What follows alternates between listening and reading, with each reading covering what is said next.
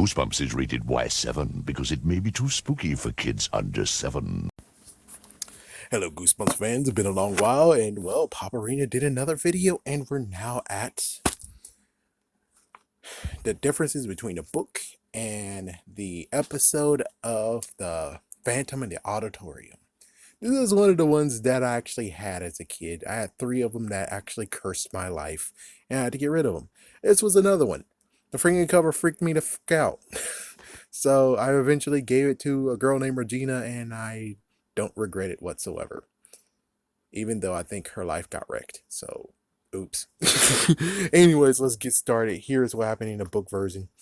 So the book version, they said that it is based upon a book that they found.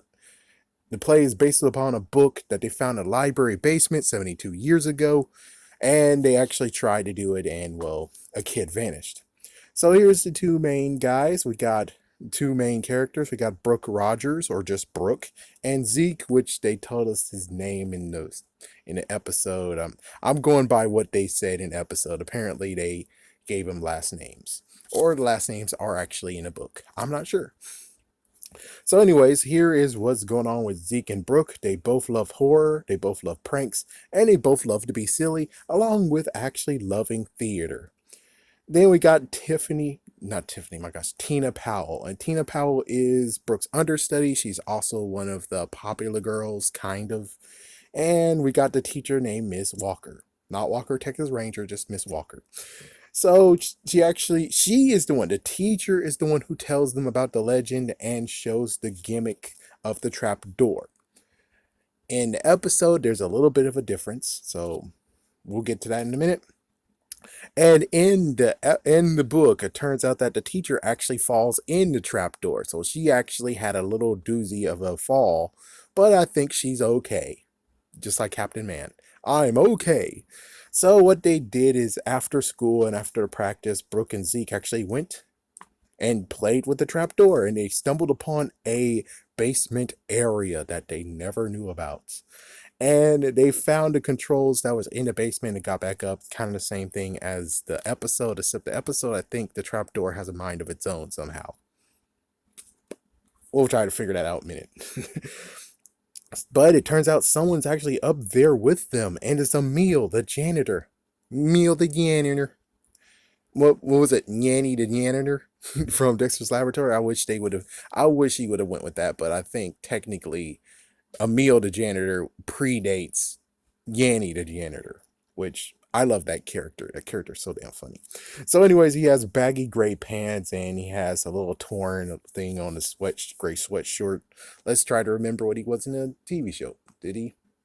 In a TV show, no, he actually had a janitor costume on, somewhat. So yeah, and he actually is a little person. He's still supposed to be small for his stature. They didn't go for that. So, yep. And it most likely would have been freaking damn hard to find someone like that too. And plus, he had a purple scar. No, he didn't have a purple scar in the episode either. So, okay. Then next day, we get Brian, a new kid. He's not into horror, but Brooke and Zeke actually took him under his wing, and they befriended him. And then all of a sudden, Brooke actually gets some threatening notes in her locker. And of course, you know, it is home sweet home. Stay away from my home sweet home, Esmeralda. And it's like, okay, so you don't know her real name? I mean, you know, that's kind of like, yes, it plays up the phantom is going after you. But it's like, really? You couldn't actually overhear her name, dude? Seriously? So yeah, some guy in a phantom costume, he actually grabs Brooke and tells her to go away, go away. And then it turns out that Emil, because it was the teacher, it's the teacher. In the episode, they do something a little step it up a notch. But in this one, it was the teacher who said, we don't have a janitor. So you don't have a night janitor, or you don't have a janitor, period. If you don't have a janitor, period, oh good Lord. Just like what Paparina said, oh good Lord. But I'm pretty sure she might have just said we didn't have a night janitor. Hopefully that's what she said. So we find out Emil's a liar, and then we have Brooke, Zeke, and Brian actually investigates. and they found a note that was written in red paint on the set. And Brian is the set designer, so why the hell would he do it? And well, Miss Walker actually catches them sneaking in the freaking place, and they try to admit their innocence. They did, but sadly they followed the red trail of paint, and it went all the way to Zeke's freaking locker. Good question. The Phantom, yes, I get it. The Phantom, ooh, he's able to have those powers, those gayish powers. Sorry, I'm just quoting from Homer Simpson, that one episode. Ooh, I'm the gayest villain ever. Oh my gosh, Homer, I love you. So, because of that, Zeke is grounded, and Paparina didn't even mention this, the fact that he got kicked out of the play, so no play for him, and the kids were sent home. Tina actually was seen in the background biking away from the scene, so it's like, Tina. Even though it kind of is messed up being like, oh, why in the world you're framing Zeke? I mean, yes, Brooke is her friend. I mean, Zeke is Brooke's friend, but it doesn't help you framing him. You technically should be framing her. I mean, you are her understudy, but for some reason, screwing over the. Yeah, it's getting pretty stupid, technically. Of course, you know, it kind of might be the Phantom, anyways. So, anyways, they actually went to Zeke's home, Brooke and Brian, and Zeke actually has a black dog named Buster, and Buster does not like Brian. Yeah, I thought he said Ryan, and I wrote Ryan, but his name is Brian. So, again, if I don't correct myself, dang it. Anyways, they actually decided to return. All three of them returned to the basement of the school and search around. They found a mystery room, and it looks like someone's actually living there. They noticed that there's some cornflakes that hasn't turned soggy. So Emil turns out to be a homeless guy, and he admits everything. Yes, I put the notes in your locker. Yes, I painted on the set. I did everything. And I could have got away with it if it weren't for you damn kids. So Zeke parents were called, the police were called to. Emil was able to actually run for it. So unlike all the freaking bad guys of Scooby-Doo, for the first time ever, this guy actually was able to run away if this was Scooby and the gang. Even though technically Fred would have already set a trap and he would have got caught. So anyway, Zeke was cleared of all charges. He got to go back into play. The play happens. And then the Phantom shows up and he ablets lines. And it looks like it wasn't Zeke at all. And it turns out that before the whole entire play started, those 72 years ago, he fell through that trap door and died. And they couldn't find his body for some reason. How does that work? Yeah, how does that work? I mean, okay, we're gonna have to talk about that in another video. I think we're gonna have 3 videos included from this video. We gotta talk about what the frig happened to his body. But anyways, so Brooke actually tries to reveal the Phantom, and he just falls and disappears on the floor. She didn't actually take off his mask, or at least that's what Paparina says. And the audience loved it. Zeke actually found a extra costume he able to put on, and Brooke and Zeke actually finds an old flyer for the play 72 years ago, and it was Brian who's supposed to have been the Phantom. Dun dun dun dun dun dun dun. Anyways, now it's time for the episode. The episode is a bit flashy. They decided to be kind of flashy when it comes to the Phantom, you know? And it's kind of stagey like flashy, which means kind of actually fits in the theme of being theatrical. So Brooke, yeah, this is definitely not in the book, but Brooke, oh my gosh, it rhymed. Well, anyways, Brooke actually has a nightmare of future sight somehow, and she actually has a nightmare of everything that's going to come to pass when it comes to that night where the play is going to happen. Well, actually, I think she has a future sight of all the events about to happen, which means she didn't have any way to stop it, but, well, she had those flashes. So we have a group reading of the whole entire script, and Corey, which wasn't mentioned in the book, they decided to actually add Corey, who actually is playing as Esmeralda's father. So we got another character with a name. So that's good. And Tina actually plays. Oh yeah, Tina actually is the one who In the book, it was the teacher who talks about the legend and everything. And this one is actually Tina who actually says, this play is cursed. My grandfather told me this. He actually went to this school 72 years ago. Wait a minute, hold on. He went to this school 72 years ago. He was at high school. So that means that during the play, even 14 to 17 years ago, let's look at this. So that means that her grandfather would either be 87 years old or 89 years old. Damn. I mean, how can you actually believe this guy? He's that old.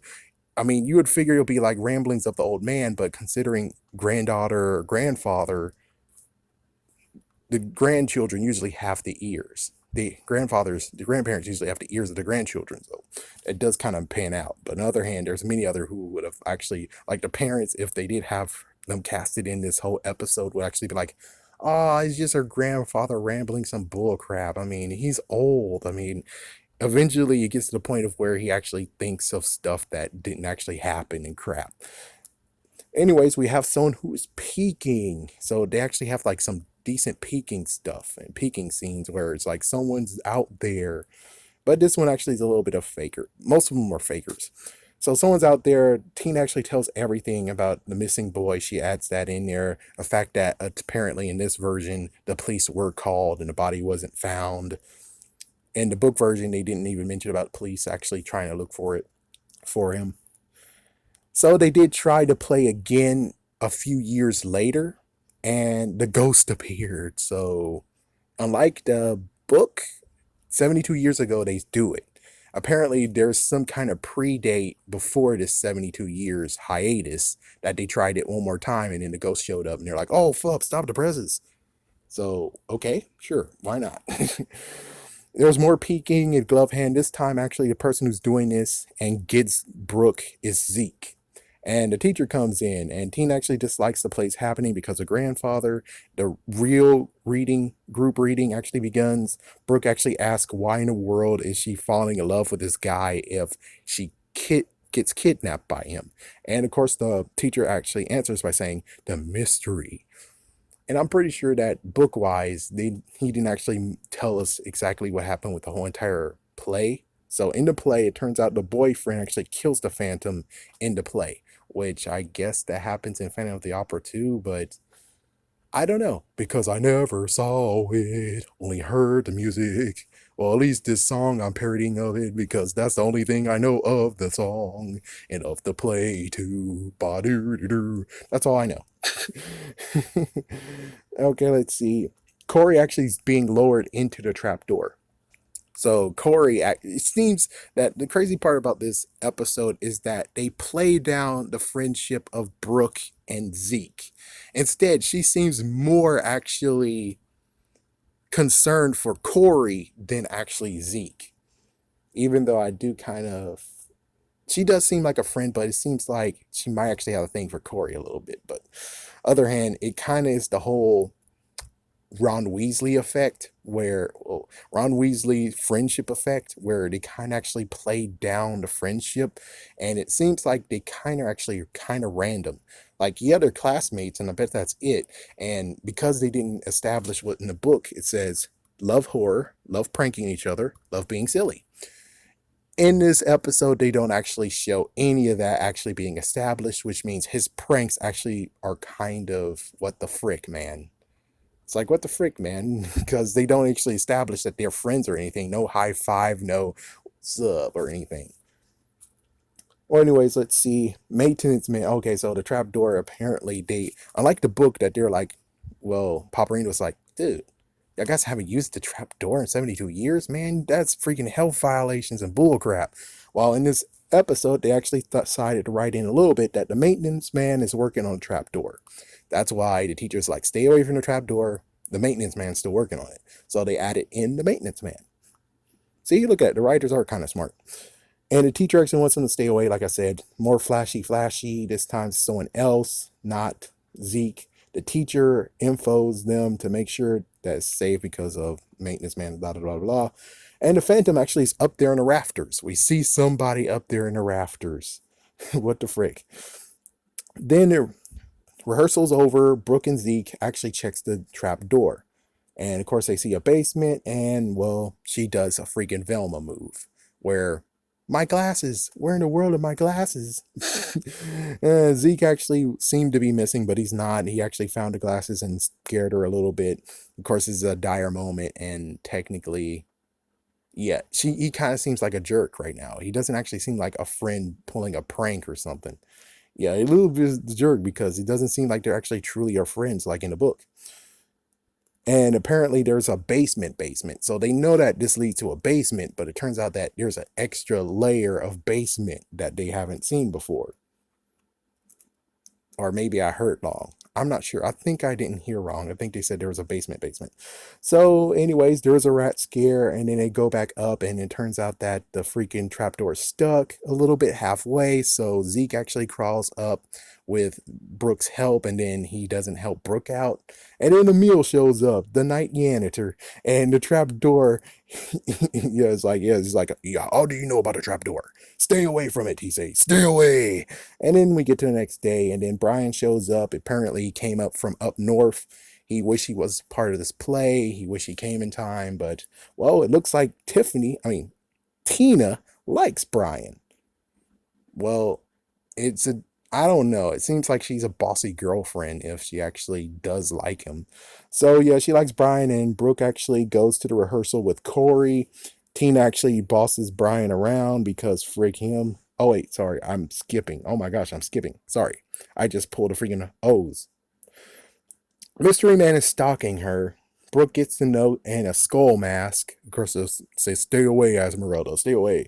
And Mr. Levi, who is the mystery person who turns out to be a teacher, was actually making sure that actually Brooke is what's Brooke doing?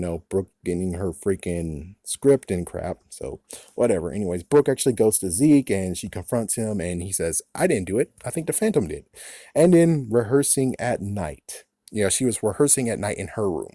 So mixing up, instead of in a book where Zeke actually gets to have his own house and his room, well, actually just on his house. Instead, Brooke actually gets to have her house. She gets to have her own room. And, well, crazy enough, the Phantom shows up. Well, Zeke actually shows up in his costume in her bedroom. What the frick, dude?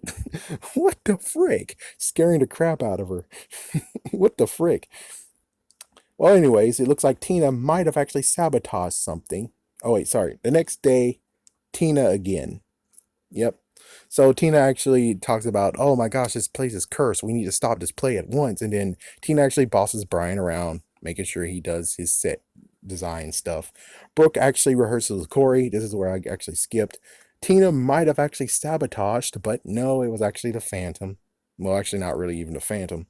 And then scenery falls almost on Brooke. It's like, whoa. So you're telling me some of the stuff that you cut from many episodes, like for instance, Be Careful What You Wish For, where she was supposed to actually get hurt a little bit. You cut that scene. Apparently, this scene where you have scenery falling down from the freaking damn ceiling onto her, and she has to dodge it.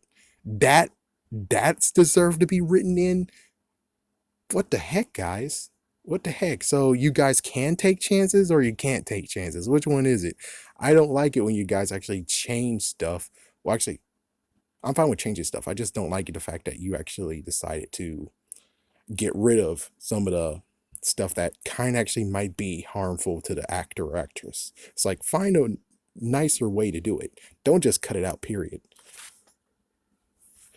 Well, anyways, let's see. Lost my place a little bit. So there's red paint on the scenery that fell, and of course it said the usual thing of staying away, blah blah blah blah. The teacher actually accuses Zeke, and Zeke actually was at a dentist appointment. He just walked in. So technically, the teacher looks like an idiot at this point because technically she should kind of know where her students are. And you kind of would figure that the parents would make sure she knows he's going to be a little late. He has a dentist appointment. So she tries to actually says, you did it. You did it. So since you did it, well, guess what? You're kicked out. You're kicked out of the play. It's like, what the frick? Really? Well, actually, first things first, it was the whole Tina finds the paint trail.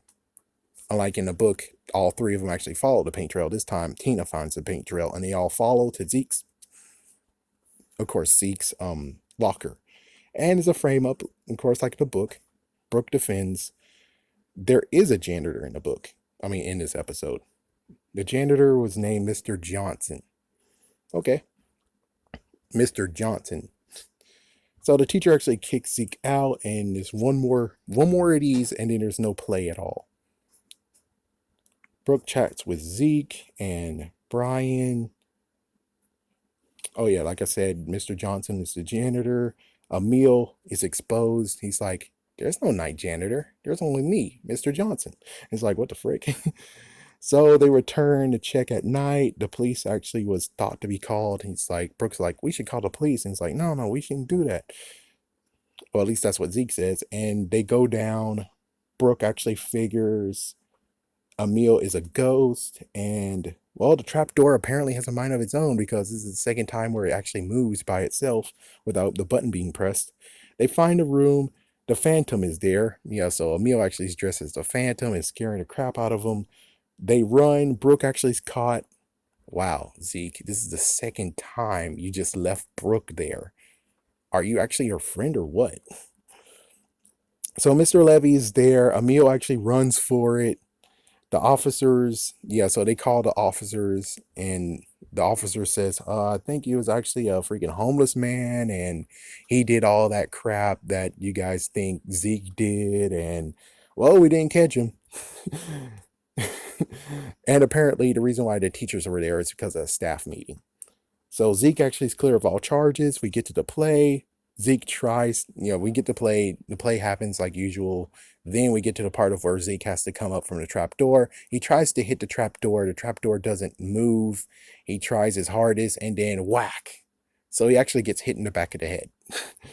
Unlike in a book, which I think Pop Brina didn't tell us what happened, I think the episode, they actually had to add something of why Zeke didn't show up.